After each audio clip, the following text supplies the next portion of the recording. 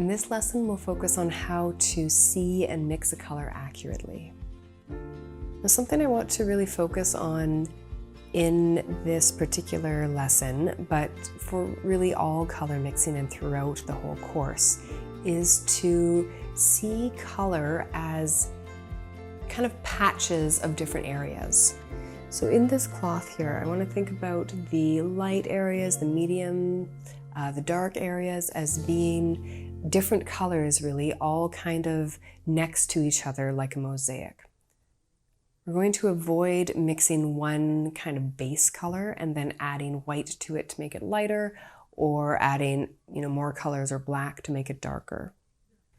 So we'll mix 3 colors for this, a light, a midtone, and a dark. And then I'm going to switch that light to a warm light, and we'll mix the exact same areas, but with a warm light on it. This is my standard palette, and I use this palette, not just the glass palette itself, but this selection of colors, which is what I mean by palette. I use that for most of my paintings.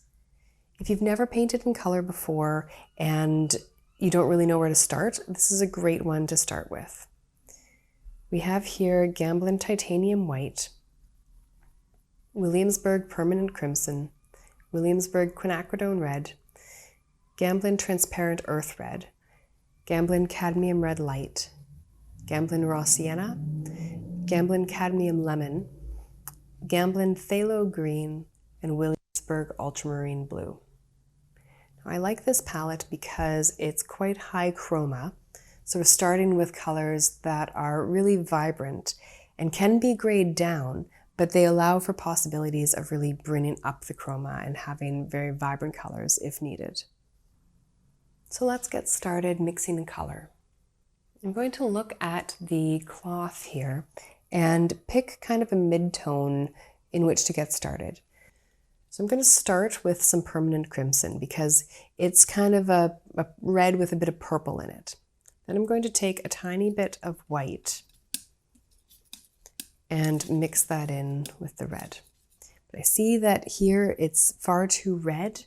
There's not enough blue in it, not enough purple. So I'm going to take a bit of ultramarine blue and mix that in with the permanent crimson and the white. Now the value looks a bit dark, but it's not that bad, but it's a little bit dark. And I think we're getting to be a little too blue here. So I'm going to add a tiny bit of quinacridone this time.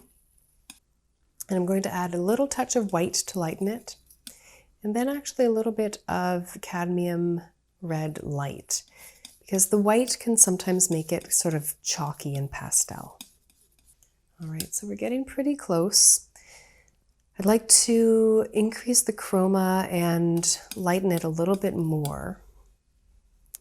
So the chroma and actually the warmth too. So remember, temperature is a relationship. And then I'm going to add just a little touch of white to lighten it just that bit more. And I think it is a little too high chroma now. I'm going to add a little touch of blue just to change the hue very slightly. And comparing with the color Accelerator, I think we have a pretty good match. Now, it's never going to be perfect, and we're not trying to make it perfect.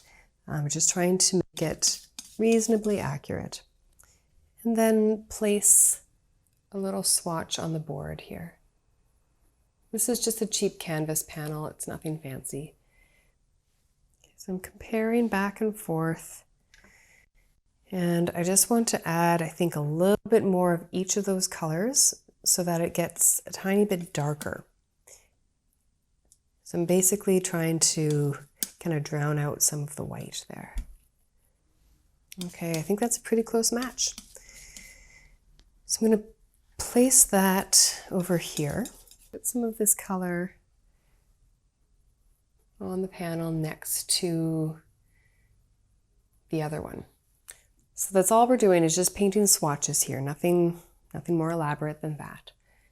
But when we've got all 3 of them, basically the light, the mid-tone, and then we'll do the dark, we should be able to get a sense of the cloth. It should, on some level kind of look like the cloth.